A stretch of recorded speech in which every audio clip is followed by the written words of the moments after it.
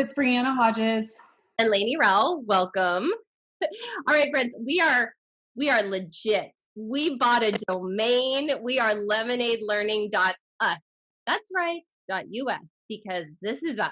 Lemonade is better when it's with us, right? So it makes sense. So lemonadelearning.us. I mean, we graduated from the Bitly. Now, it was a custom Bitly, but we have, I mean, no offense to Bitly. We love you, Bitly. We're using you all the time. But this was a moment for us. It was like a Thelma and Louise. Like, we virtually held hands and we're like, we're going to do this. So it was fun.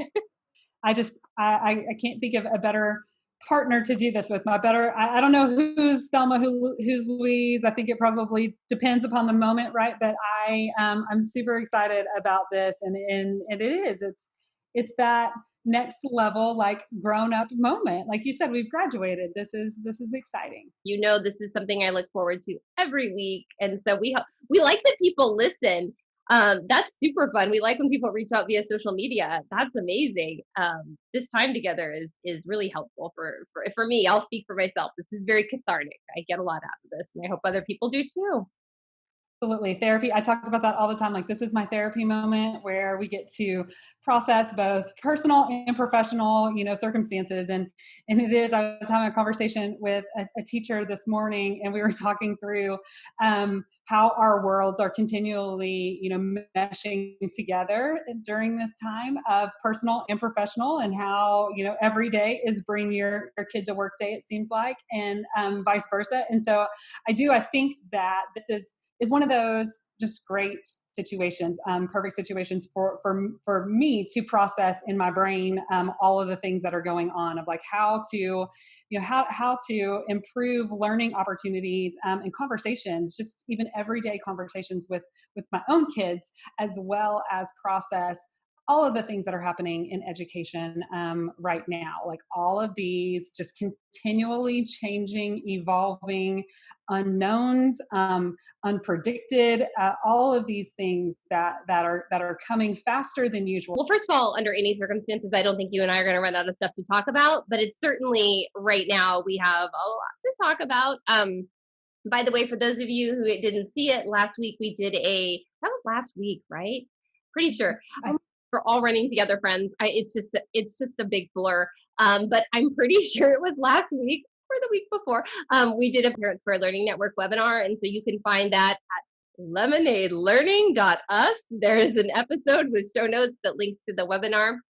But let's go ahead and get this episode kicked off. And if you don't mind, Bree, I'm going to start because it's related to what you were talking about, of kind of like this meshing of our worlds, and there are silver linings to that. But there are challenges. One of the challenges I'm having right now is kind of turning it off. I've mentioned to you before, I'm teaching a lot of online courses with adults right now, a lot of professional learning via online courses. And it's hard because I really want to model that teacher presence, and I want them to know I'm there for them. I care so much about that. So it's really hard for me to turn that off. And I thought of you when my daughter walked in and she's like, how much longer are you going to be working? And I thought of you because you mentioned that narrative parenting, like actually explaining your work to your kids. So, she walks in and I can tell she's just pretty frustrated, still working. And so I explained to her that I was actually responding to other educators, and that it was really important to me that they knew that I was there. And then remember when you were in online learning, well, let's be clear, remote emergency.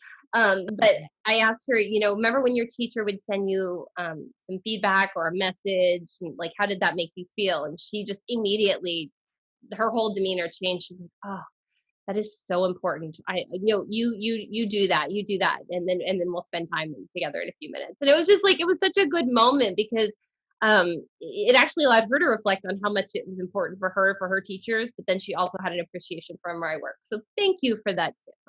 I implemented that, and it was great. Wow, that's wonderful to hear. I do think it is that part. We've talked about that so much, about people don't understand what your situation is, right? Or whether it's what you're doing for a living, what your situation or the quote unquote emotional suitcases, right? Like your stories and your circumstances, or whatever the case is, like nobody knows that more than you do. And so we have to sometimes explain that, not in a condescending way, but just opening that door, opening that window for others to see what that looks like is important. And it doesn't matter how old the person is that you're talking to. Like, I think that that is one of those things. And I constantly have to remind myself of that with my own little people, that they don't understand, specifically what it is that I'm doing. But once I give them that idea, then they're like, oh, yeah, yeah, yeah. And I love that you used something that they know, you grounded it in their own experience to help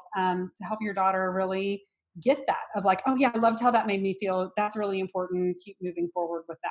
So thank you for sharing that story. It reminds me of something that happened this weekend, kind of in that same venue, and or same vein, I guess I should say. And you and I have talked a little bit about this. Everybody knows I'm from Texas, but and that I'm from a small town, and a lot of people don't know that I actually I live out of town. I'm a country girl. I have horses, I have longhorns, I have steers, I have a show steer, which is why I say a steer versus my longhorns, because my show steer is, he's mine, he's my daughter's.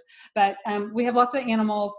We have property we have to go, and our chores are, they start early in the morning, and we have to do a lot of these things. And so anyways, this last weekend, both of my kids participated in a play day, which, if you're not familiar with what that word means, it is not a play date, but it is like a little mini rodeo, for kids. And I did not grow up in the rodeo world. I showed horses, but it's a different kind of thing. And so it was fun to watch my kids, kind of go through this experience. And one of the things that happened was one of the events that that my daughter was doing, she's never done before, and she's never practiced it before, and her horse has never done this before. And so as my daughter was getting ready to go into this, she's 8 years old, and this is new for her. Riding is something that she just really kind of got into. My son's been in it since he was tiny, tiny, tiny, but it's always been a little bit of a fearful thing for my daughter. And so I was really excited that she's been jumping out there and taking these risks and doing this, right? So she jumps out there and she's doing poles, which is an event, and it sounds exactly like what it is. There's a series of poles that are sticking up, and the horse weaves in and out, and it's meant to be done very quickly. It's a speed event. And so as she's moving, as she's warming up, I was like, Delaney, do you know what to do? Like, let's talk about this. And she goes, oh, Mom, I watched it on YouTube. I figured this out. And I was like, oh, all right, sister, tell me. And so she tells me what the pattern is, because the pattern is very important. If you don't do the pattern, you break the pattern, and then it doesn't count. And so I was like, all right, awesome. So she goes out there and she goes to do this pattern, and she makes it through about halfway. And then her horse, who, again, has never done this event ever, ever, ever, and is a great horse, is not, this is not her thing. This is not something that she's familiar with. Breaks the pattern, stops, and then goes out the gate. And Delaney comes out, and she's very upset because she's broken the pattern. And as an 8-year-old, this is just very disturbing to her. And so she's crying, crying, crying. And I pull her aside, and she was like, I'm so sorry, I made a mistake. And I stopped and I said, but you didn't make a mistake. We don't make mistakes. And she kind of looked at me, and I said, what we do is we learn, we have lessons, right? And this was a lesson for us. And so just like your classes are lessons, and your teachers teach you those lessons, what did this teach you? What was this lesson? And so she talked about, what she'd gotten from it. And I said, so that's what's important, is because everything that we do, we have to find out why we did it, and then we have to learn something from that. And she was like, oh, okay. And I said, the other part of it that I want you to remember is that your horse, and her horse's name is Nina. I said, Nina didn't get to watch that YouTube video. So maybe we need to bring her up to speed with some curriculum, and we'll jump in on that. And she laughed and felt better about that. But I think that is, that was a huge lesson that my kids taught me this weekend, was that risk taking, right? Of like jumping into something that they really are interested in and they're very excited about, but they don't have a lot of experience in it. And so they're kind of sort of like their mama, in the way that they put a lot of pressure on themselves to do really, really well, even if they don't have a lot of experience with it. And so I was reminded, especially, doing a lot of work with districts, doing a lot of work with principals and administrators, we like to talk about being risk takers and we like to talk about modeling failure, but we always support the act of that. And so it was that moment of realizing we kind of have to put our money where our mouth is, right? We have to let them know that it's okay to try. And even if you don't succeed at it, you tried it. And then what did you learn from it so that you can now be a little bit better this next time? And so that's a little bit of my crazy world this weekend, but same kind of thing of like just reminding ourselves of these pieces as we go through it. Well, I love that you turned that into a teachable moment. And I also love that one of the things that I fail at as a parent is I sometimes um, take things on that maybe my kids didn't do well. I kind of put that on myself, like I must have failed to prepare them, or that causes a reaction in me that is not good, because then I start to instead of what you did, which was perfect, turn it into a something that is teachable moment. I tend to react as if I had done something wrong. So I think you did the exact right thing, and I love that, and I really love about did the horse not see the YouTube video? That's amazing. Seen her iPad out to the barn yet, but I have a feeling it's coming before too much longer to, them. Oh, I know I've talked about in the past of my daughter's love for YouTube and how much she learns from it. And that truly was, I mean, that was such a perfect response of what she would do, which is how did you know how to do this? Well, I watched it on YouTube, Mom. And truthfully, she knew every single thing she was supposed to do. And it was so funny because that is so far from what most of us would do. That's not our go-to resource, but it sure is my 8-year-old's resource for sure. I love that. All right. Well, let's jump into some other stuff. And thank Okay. you for listening to our sweet and sour. Again, we did that webinar for Parents for a Learning Network, and one of the things that people really loved, Bree, was when you said answer with A, and age and activity and access and appropriate. I think I got them all right. Why don't you explain that a little bit more, and then we'll take a deep dive into like what that looks like not only as parents but as educators. Awesome. So just to kind of frame that conversation, what we're talking through was how often do number one, when I was back in the classroom, back in the day, right, when I was very, very, very first started using technology in my classroom, I was certainly that teacher that went and Googled, best apps to use in the English classroom for eighth graders, right? Like I looked at that exact search and found the top 100 apps and all of that kind of stuff. And still, fast forward like 11 years now, and we're still finding ourselves asking that, like, what's the best app to do this? And we treat it as almost there's the holy, the holy ring, right? Like the one ring to rule them all kind of thing. And what we've discovered time in and time again is that there's not one perfect app, and especially for every situation. And so one of the things that I started to realize was there's a certain framework of questions that I like to run through whenever I'm trying to figure out what's going to be the best situation for that situation. I also use this just with any curriculum, right? Because one of the questions that I often got in the classroom, as well as in my role, is, well, how come they're doing this and we are not? Or all the cool kids are doing this. Why isn't this the situation? So I run into this with my own kids whenever they're asking for a phone or for this account or whatever the situation is. So here's my 4 questions, and my 4 questions are: is it age? Is it activity? Is it access? And is it appropriate? And so let's kind of run through what that looks like. And age is pretty much says it right there, right? Like using the situation with my own children, the app may be appropriate for my 11-year-old because it meets his age appropriateness, but it doesn't meet the appropriateness for my 8-year-old.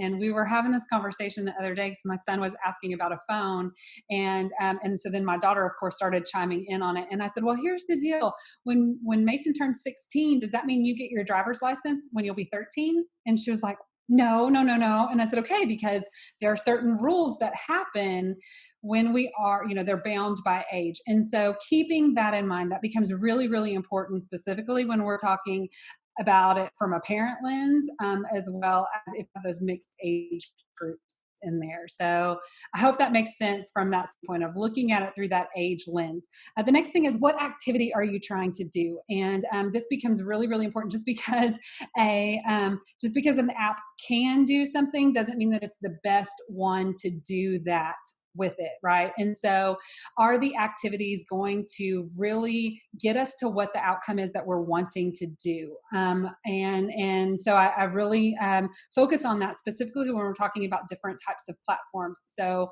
if I'm looking for reading comprehension and I want to understand, do my kids really understand, and did they follow that text?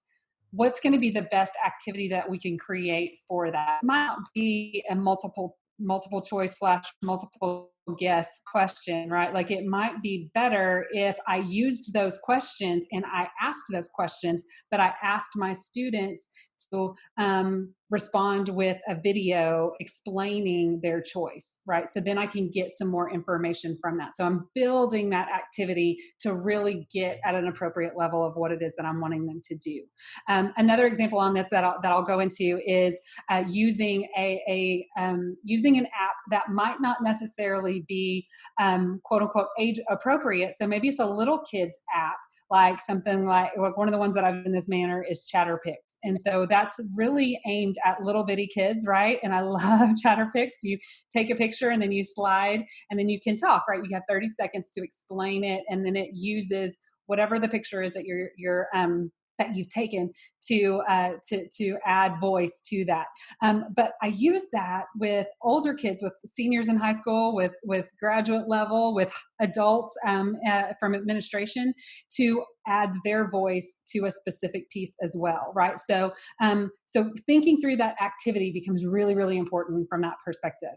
The next one is access, and how much access are we going to have with that? That could be access, digital access, as far as like, is it something that you have to be connected to the internet in order to work? So that frame of access, of thinking through that. Also from an accessibility standpoint, can if I have visual impairments, can I still open that and work with it through those manners? Is it going to create different modalities of pieces? So like, can I export it to a video that then can be used in something else to app smash it? Or am I going to be locked into that very specific app to only use it in that way, and I can't share it or turn it in other manners? And so kind of really thinking through those access pieces. And then that last one is appropriate. So just because it's something that's appropriate, is it really best? Like, just because it's age, does it fit that situation? So kind of, again, really similar to that activity piece, but really kind of thinking through that outcome. We're not just using the ChatterPix to use the ChatterPix. We're using the ChatterPix to add voice to the explanation of theme or something like that. So I'm gonna give myself a little bit of time to breathe and kick it over to you, Lainey. So add in to that idea, like how do you feel about those questions, and how does that apply to what you do in your work with those things? Well, I think they're really important questions. And also, I want to point out that we have had many conversations, some of them offline, just you and I as friends, about how important it is to bring our kids and our students into these conversations, because this isn't just me asking the questions to myself, it's having the conversation with the learners, with my peers, with the world, like checking in with multiple people and turning it into a conversation, because that's when it becomes not just, well, here's the rule, or here's the what I say about it.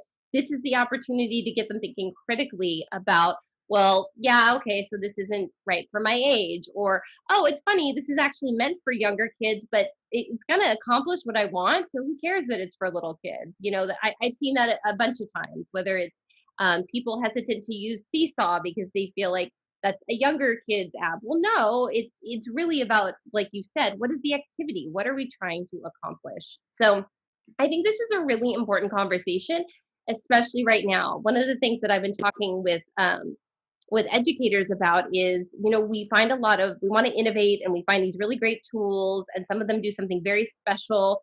But sometimes there's also redundancy, and it's like, well, I could have actually used the tool that, my team is already using. I didn't necessarily need to go out. And sometimes there's a very special purpose in that tool. And no, with intention, I am choosing to do something different. So I think these are really important conversations to have, especially where we are right now, because we are now not just having these experiences using these tools in the classroom. We are now putting these experiences into the home life, and so that is imposing on the families potentially using a million different tools, and we can do that in our classroom because we can manage it.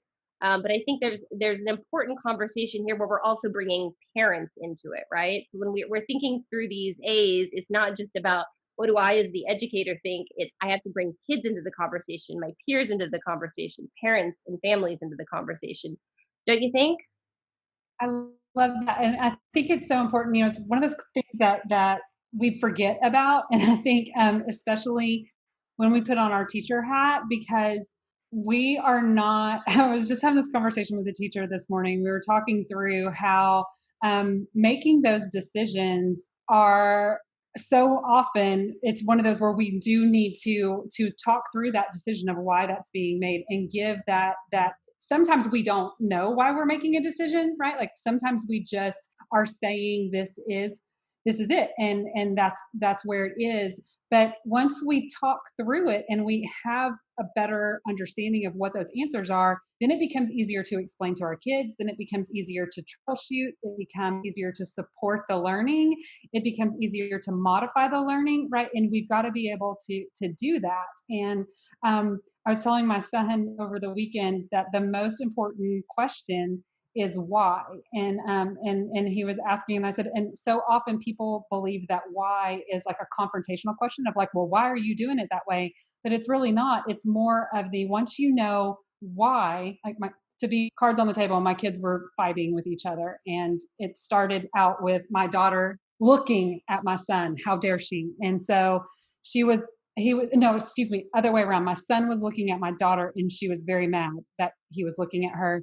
And then that turned into her spraying him with said water hose. He turned around and smacked her for doing that. And then next thing you know, World War III had happened. And so fast forward to the very first question that I asked was like, why did this happen? And so we had to go through all of these pieces.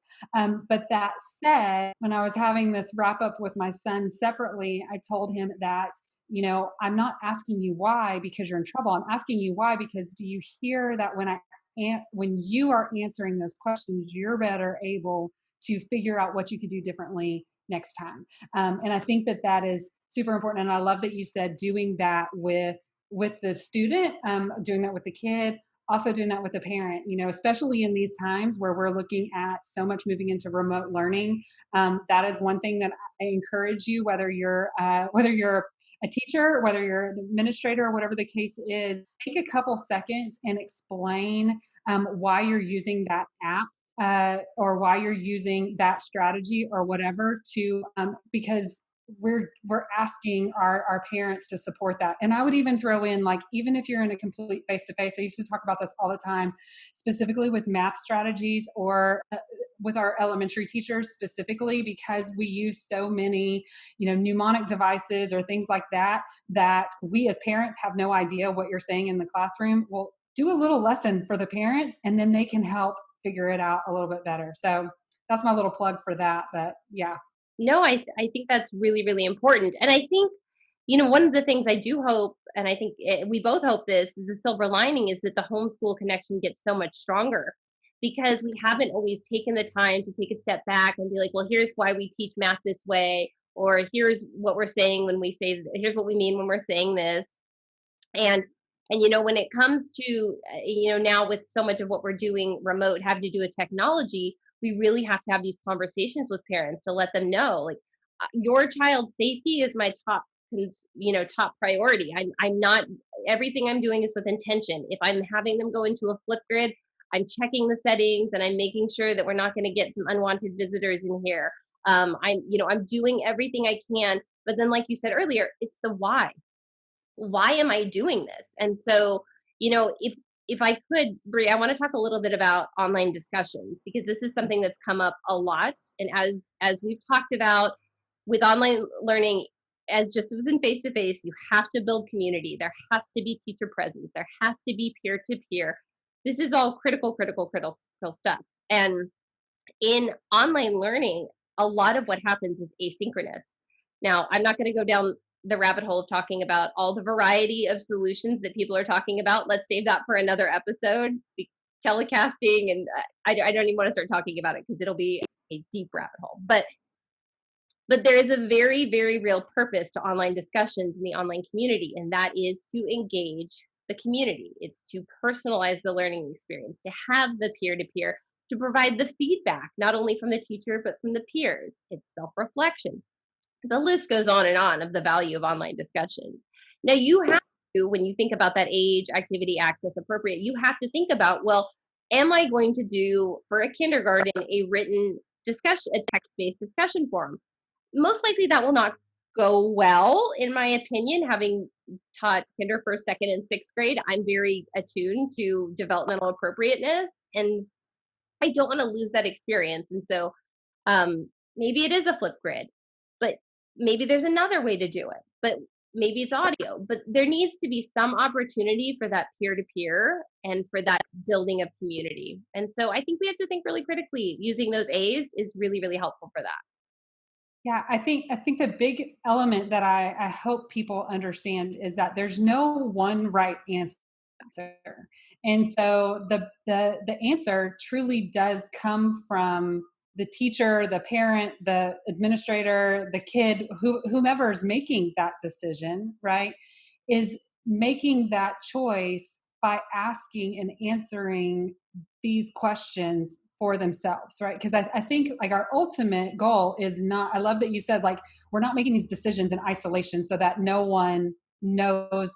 Like our ultimate goal is that we're creating learners who can be self-sufficient, who can, answer these questions for themselves and make really good choices throughout their lives. And you can't make a good choice if you've only been told an answer. You can make a good choice when you've been you've been given a filter to to make that choice, kind of to that workflow, that matrix to say, okay, here's my rubric that's going to tell me which one am I willing to do and which one am I not. And I think that is so, so, so important. And I love your example about, that age appropriateness at that kindergarten level. Well, it could be tech based. It could be textually based, right? Like you could have them write out something, and then you could also have them bring that into a platform that will then allow them to read it or explain it, so that then they can, do so. So thinking through how to build that gives us more opportunity to create those situations. So I think just like as educators, we spend a lot of our time learning about all of the resources that we have available in our classroom and learning about all of those strategies that are available to us. That's what we're moving to right now when we're talking through that through a technology lens. Or what are those resources? What are they capable of doing? And then how can I push them all together, right? Like we do that in the classroom with our paper and pencil situations where we app smash, for lack of a better word, this workbook with this textbook with this, manipulative. That's what we're talking about doing through technology, but you got to know why you're doing it as you create it. Absolutely. So I mentioned earlier that having taught early childhood, I'm really like aware of developmental appropriateness. But I will say one of the best things that happened was I went from kinder to sixth grade and then to first grade. And going from sixth grade to first grade was a beautiful thing because I had all these appreciations for independent learners.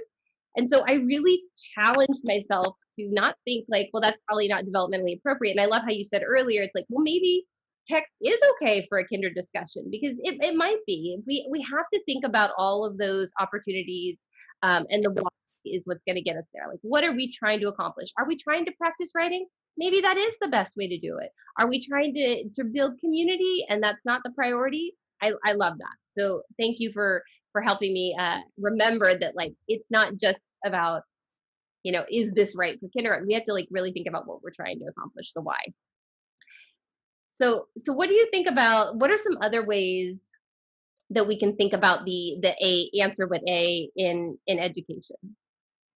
So again, I'm gonna pivot a little bit off of you talking through asynchronous, right? Of like we've got this piece, and then people can add to it as they're able to, or at some point in time during the discussion. But that also brings in synchronous learning, and we see a lot of that specifically with our remote learning and what that looks like, where we're having maybe an online discussion, but it's done through like a video chat. So Google Meet or Zoom or whatever your flavor may be in that. And so one of the things that I hear a lot is similarly to just like, well, the kids these days are technologically like that's what gets them. And so we assume that having this virtual opportunity for them, that's what they're going to cling to. But the problem is that we still need them to be engaged in it. And I've had a lot of people that are saying, we can't even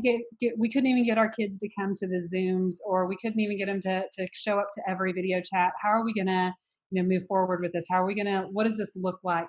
And one of the things that kept kicking around in my mind was you see this same situation with the carpet time, right? Like there's not every kid who's engaged in your carpet time. So how do you create this interest for them? Like how are you setting up, to borrow another phrase that you introduced us to during that Parent Square webinar, how do you engineer the special for this and create this engagement opportunity? It's not just a Field of Dreams moment, right? Like just because you post it and say we're having a Zoom doesn't mean everybody's going to show up. And we know that they'll be there for that first one, but they might not come back to that third one, or to that fourth. How do we really drive that excitement and that engagement, and it be more than just a conversation, right? How can we create some purposeful conversations? And again, kind of getting back to that why, Zoom in itself, it can match up like, okay, yes, is it age appropriate? Okay, maybe it is for your situation. Well, then focus on that activity. What are you wanting them to do? Are you going, if you want it to be interactive, them just sitting there listening to you and then like doing a thumbs up or a thumbs down might not necessarily be enough interactivity for that situation. Maybe it's creating some breakout rooms to where then they can go in and have a little bit of conversation with you popping in and out of it. Or maybe it's a very short Zoom, just like you would do some direct instruction for maybe 10 minutes, and then you stop the Zoom, let everybody move into their different pieces, or maybe you move into a break room or a breakout room with a couple kids while a couple other kids are working on an activity in Seesaw, and then you switch it around. But thinking through synchronous just means that everybody is doing it in like that real time moment. So how can you utilize that station to station rotation like we do so much in our elementary classes? Like when you're doing your reading stations, how can you look at that through this lens of through the A's and through that lens of technology to bring that situation in? I love that so much because I do think it's funny that and I know that teachers, I've seen some teachers do some really amazing things where they're trying to think through. You can tell that they maybe not calling it the A's, but they're thinking about it, right, because they're making sure their Zoom is short, and they're thinking about what activity. Like we're not just bringing people together because we feel like that's like a compliance thing. We just need to get people together to make sure they're still there, but they're actually thinking through like what is the purpose. So like what is the best thing to happen synchronously, and what is the best thing to happen asynchronously. And I think when we do that with intention and thinking through those A's, that is when we're going to have people not grumbling to go to the Zoom, like wanting to go to the Zoom or the Google Meet, or again, like whatever your flavor is. But why do they want to come together? Like we have to think carefully about that. Absolutely. And I love that. Like I'm almost envisioning, I know right now it's that time of year where we're planning, we're crazy into planning mode, even though we're not quite sure what we're planning for, we're into planning mode, which I think is even more important when you're not really sure what it looks like than when you do know. And so how do we create that opportunity to really think through those ideas? And I'm envisioning, spending a lot of time around that activity question, right? Of like, what are the available activities for synchronous situations? What are the available activities for asynchronous situations? What are your available platforms, right? And so then start matching it up. I'm a huge fan of TPAC as a planning opportunity to really think through, like, what are my pedagogical places that I'm really trying to get to? My content knowledge, right? Like those CKs, like that's your curriculum. So what is if I'm working through fractions, like what specifically am I wanting to get to? What are my objectives around fractions? And then what's the pedagogy? Like I know my pedagogy really well. Like what are those things that I would do in the classroom to really help kids understand those pieces? And then bring in that technology. And so like, okay, in order to do in order to understand that they can divide that circle and take that pizza and draw it in, to divide into that fraction, what could I do with that? And so think about, is it an interactive whiteboard app that they could do and take a picture, record themselves doing that and then bring that in? Or maybe it's just drawing it out on a piece of paper, taking a picture of it, uploading it into Seesaw, or creating something through Google Drawings, whatever the case is. But spending that time just slowing down and thinking about what my curriculum is, what my strategy is going to be, and then list out all of those things so that you can start to get a better handle on what those pieces are. And the last part that I'll throw in there, and I want to get your thoughts on this, is when you're thinking through those strategies, right? Like name those strategies and then almost assign an app or a platform that goes with those strategies. So then you can decide, because it's so tempting and it's so easy to go down that rabbit hole of like, oh, there's 15 different ways that I could do this. And instead, right now when we're so unsure of what it's going to look like, let's simplify that list a little bit more and get to like one or two options for each, at least in the beginning, until you can see like, okay, this worked really well, or didn't, and then we need to pivot. But I think, we can easily go into overwhelm really fast Well, and not get going. no, I totally appreciate that, especially because again, it's not just us in overwhelm or our kids in overwhelm. We're now putting that into families' lives, and so to really be very intentional. And I think there's a nice way to balance it where you say like, here's what I want to have happen. Here's what I need you to do to demonstrate this. I'm looking for this. I think you should use this tool. And then if it's appropriate for your learners and their family and they're comfortable with it, they could have the option to do it in a different way. And like I like how you said, like if I want to see someone's work written out, like maybe they do a screencast, maybe they take a picture of it and mark it up. Like there's more than one way to do it. And I think right now, when we need so much grace and flexibility, the opportunities to give people choice, like we don't want to give them choices and like, we'll just figure it out, do whatever you want. Like that's not, and we've talked about that on this podcast before. That's not what we mean by choice. But I think if we can really hone in on, look, I think this is a great way to do it. And if you have a better way, let me know and we'll talk it through. But I think that's smart. Let's get the stuff down really good before we start going in a million different directions. Right.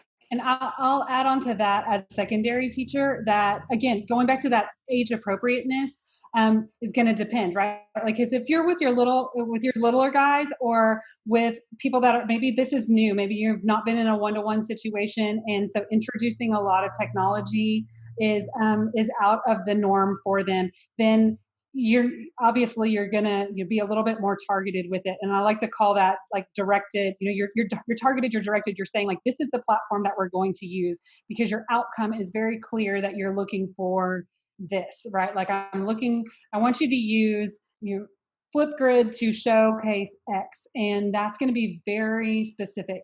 The other way, I call this like your choose your own adventure. And I do this a lot, like with my secondary and older. In my classroom, I did a lot of, I had a whiteboard, and I had the platforms divided out by what they could do, right? So like I had videos, I had, design graphics, I had audio, different things like that. And then I would list different apps that we knew, kind of like our bag of tricks that were underneath there. And then, because again, this is middle school, this is secondary. And so they've had more experience with those pieces. So they can choose a little bit more, or maybe it was something that we introduced, but I wanted them to see that compilation along the way. I also would ban things because they'd used it so much that they were no longer using it to its best abilities. And so I didn't want them. Like, I was like, you know what? You guys could do this in your sleep. I really want to push your thinking and I want you to try this.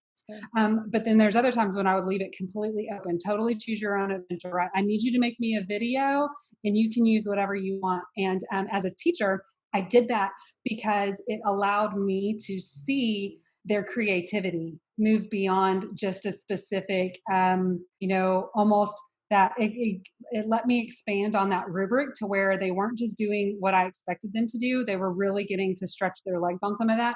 And I also used it as kind of like market research to find out if they knew something that I didn't know. Because then all of a sudden I can be like, oh my gosh, Lainey introduced me to, this platform. She introduced me to Miro. I've never seen Miro before. This is so cool. I got to tell you guys about it and give a shout out to you. And that kind of grows that in that way. So thinking through that layer of age is also important in that simplification piece. Yeah. And I love what you're saying. You're creating buy-in and ownership because there's a discussion, but it's all done with such intention. And I think that's what's really important. Also in the classroom, it's important to create that conversation too of like I would do I would do this where hey, you're going to use this tool. And what I found was really awesome, and I know we've talked about peer-to-peer learning, that this lets certain ones of my kids become like geniuses in that moment, right? Like, so they were like that genius, that genius bar where people could come up to them, and it really allowed. Oftentimes it was my kids who maybe weren't as strong in other areas, like maybe they weren't used to being asked for help, or asked to provide the help in other ways. Now suddenly they knew so much about this, and it created conversations between kids that weren't necessarily there. And so I just wanted to throw that out there as even if you're in a face-to-face environment, those peer-to-peer conversations are just as important, specifically around tools, because there's all of those kids who are going to have a comfort level, and maybe those kids that don't. So giving them that chance to shine is awesome in that way too.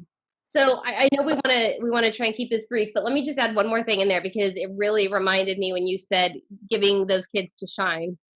And one of the things that I have heard almost, I mean, I'm just going to say across the board, every educator, every principal that I have talked to about what happened in the spring, I always hear the kids who weren't shining in the classroom, a lot of them are doing really well online.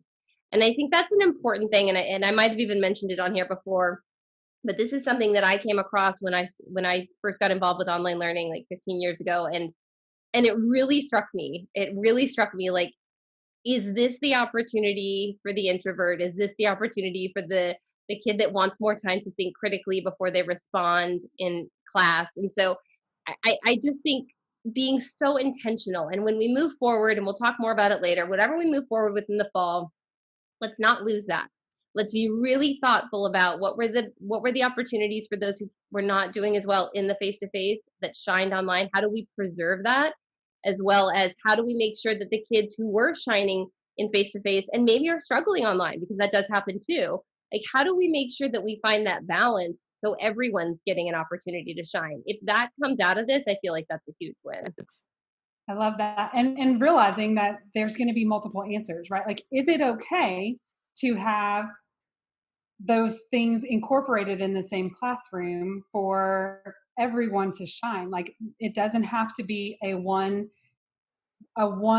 outcome, right? Like it, and I think, again, coming back to those questions, asking ourselves why, but then also asking our students why, and it might not necessarily even have to be an actual conversation with our students, but putting ourselves in their shoes of, why did I get this information from this kid? Or, why did he, like, why was this harder for them, or why was this easier for them? And putting all of those questions in. Again, I know I sound like I'm on repeat, but asking that question of why.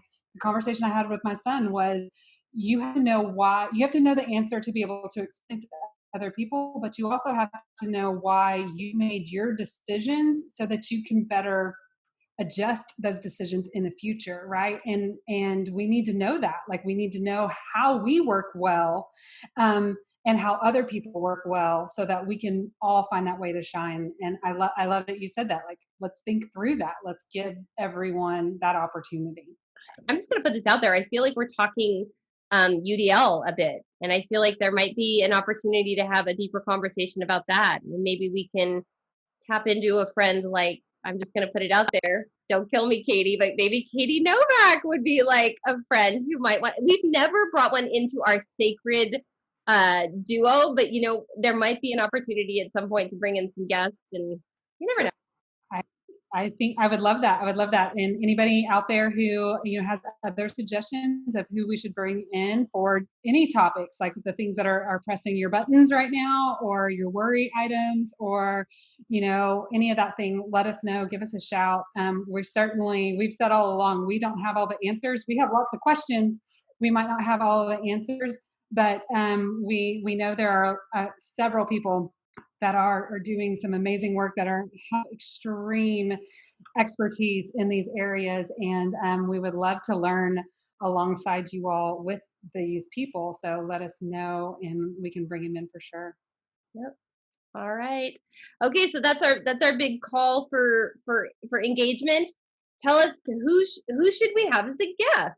I love that, right? That would be really fun. There's a lot of really smart people out there, and we always say it better together. So please join us. And by the way, check out lemonadelearning.us if that's not how you're already getting to the podcast. If you're subscribing, that's fine too. It's basically the same thing. But we will eventually get a website going, I think. Is that fair to say? I think that's fair to say. I think maybe not right now. It's on the list, right? I think it's small steps. That's what we keep telling. That's what we keep trying to remind ourselves and others, that small steps are going to get us there. In the meantime, we hope you're finding us on social media. We hope you are subscribing to the podcast. It's the best way to get the most current information about what we're doing out there. And who knows, we might have some things up our sleeves for some little swag items for people who are sharing ideas with us. So don't be afraid. Don't hold back. We want to know what you're thinking. Yay! I'm excited. Okay. Well, thank you all for listening. And that's it for us, right, Bree? Are we good? That's it. So another great conversation. Been a long one, but definitely one that I think has got some really big legs underneath it. We need to have these conversations, and it's not something that we can just kind of fly through. That said, using this information will help us get to the core of learning of what we're trying to do. So thanks for bearing with us, and don't forget to use A's: age, activity, access, and appropriate. Yay! Thanks, everyone. See ya.